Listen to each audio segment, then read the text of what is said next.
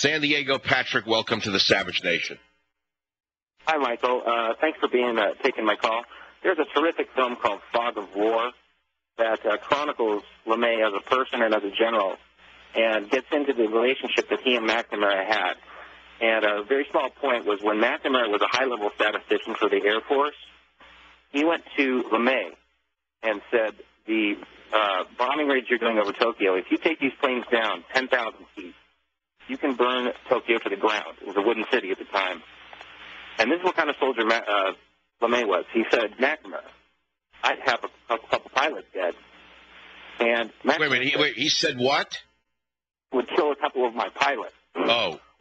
Whereas before there were very little casualties. So the Japanese would have shot him out of the air at that height, and also collateral damage of the burning of the cities and all. And so LeMay was concerned about 2 or 3 American soldiers that he would lose. And this is what kind of military guy he was. Could you imagine anyone nowadays being concerned? Well, look at Bush. Bush burned the U.S. Marines for the last few years of his regime. One Marine after another was unfairly court-martialed, and Bush didn't lift a finger. You know that. Now it's even worse now. Thank you for the call. I'm going to read you another paragraph from the book. If a country is lucky, it will produce a Curtis LeMay in times of extreme danger. Nations need men like LeMay when survival is at stake. But once safe, these men are often rejected because they become walking reminders of events most people would rather forget. As with Curtis LeMay, sometimes these men contribute to their own downfall by continuing to display the belligerence that was necessary during battle, but that does not fit in a world at relative peace. It reminds me of some talk show hosts that I know. You hear? More than 60 years and 3 generations after the end of World War II, it is very difficult for anyone born 20, 30, or 40 years after the event to fully comprehend what it was really like to have the entire world at war. Rather than 2 or 3 nations fighting against each other, practically every country on the planet, every individual, and every resource was committed to the conflict. It was a war with huge ramifications for the future of mankind. Ladies and gentlemen, where is our Curtis LeMay now? Instead, we have the opposite of Curtis LeMay. We have no Curtis LeMay. We have the opposite. We have kind of guys that look like ushers in a movie theater. Las Vegas, David, welcome to the Savage Nation. Yes, hello, Michael. Thanks for having me on the air. First, I'm a high school teacher, just to let you know that not all the kids are getting the revisionist crap. And yeah, but you're in a great state of Nevada where there's still freedom and patriotism. You certainly don't teach in California. Yeah, I know, and that's that's why Ron Paul came in second here when he was in the primary. But I just wanted to say my dad flew B-52s, and he flew in World War II, and he was under Curtis LeMay. And besides being a strategic, genius, he was also a tactical one. He's the one that came up with the box formation so that all the B-17s would have mutual support. And he invented the box formation where they all had fire support at every angle.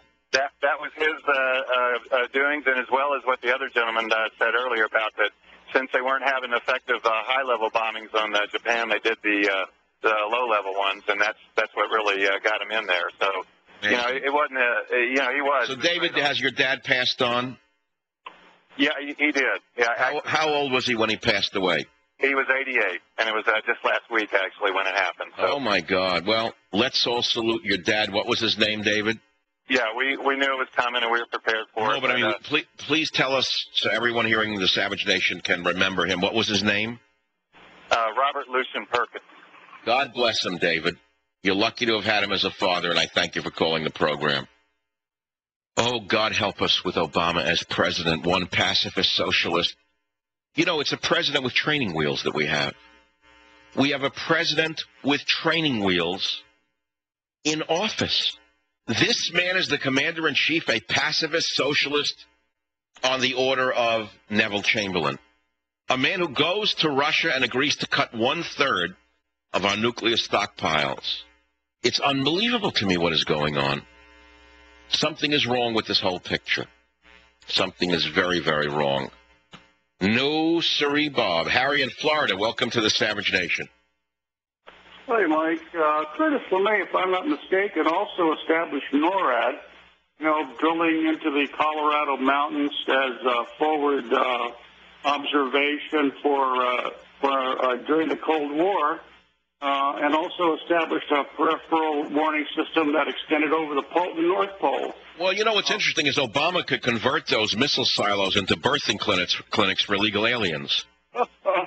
Yeah.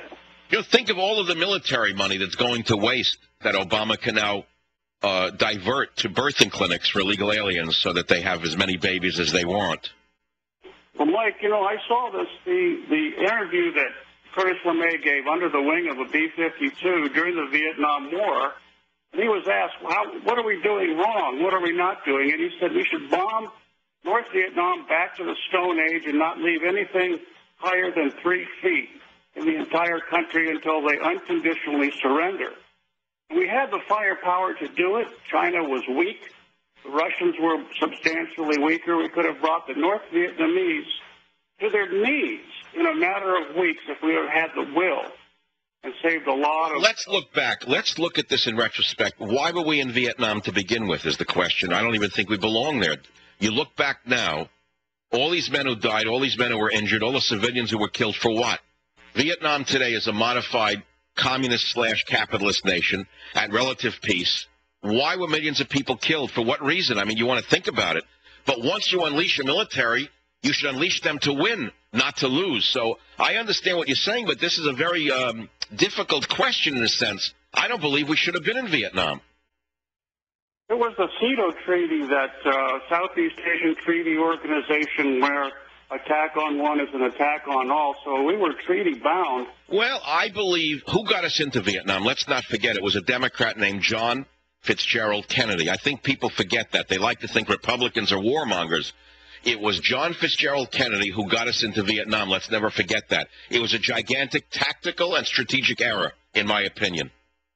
Because they believed in a domino theory. That is, if Vietnam became communist, all of Asia would fall. Is that right?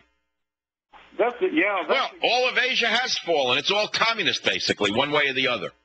I mean, where is it not a communist? Where is there no communism in Asia? Let's look at Japan. The one shining example of a great Asian nation that is not a communist nation, it's Japan. So you had a domino theory. You have China, you have Vietnam, you have Myanmar, you have the other countries. Okay, Thailand, you could say, is not a communist dictatorship, so it's a sort of quasi-Islamic dictatorship in Thailand, if you want to look at it that way, even though it's a Buddhist nation.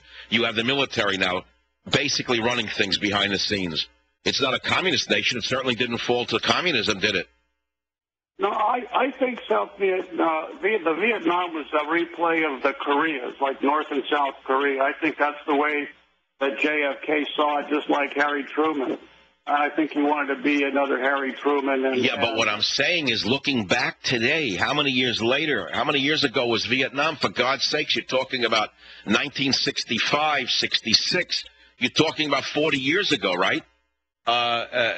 Almost a half a century ago. You look back now, you take a deep breath, and you say they were wrong. We had no business being there. That does not take away the genius and the heroism of the men who were sent to fight for their country. I'll be right back.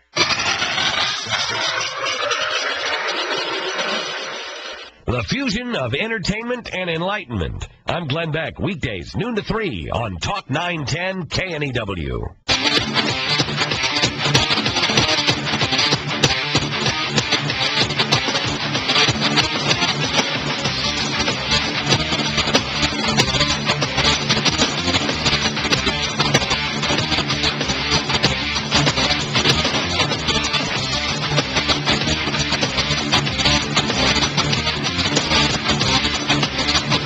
The dictatorship is clear. It is showing its face. The president shall have power by and with the advice and consent of the Senate to make treaties, provided 2/3 of the senators present concur. U.S. Constitution, Article 2, Section 2, the president is violating the Constitution with some clever legal BS, saying it's a continuation of the START Treaty, when in fact such a serious measure such as this requires discussion, analysis. Is it a good idea to give up 1/3 of our nuclear arsenal at this time, while North Korea, Iran, Pakistan, and others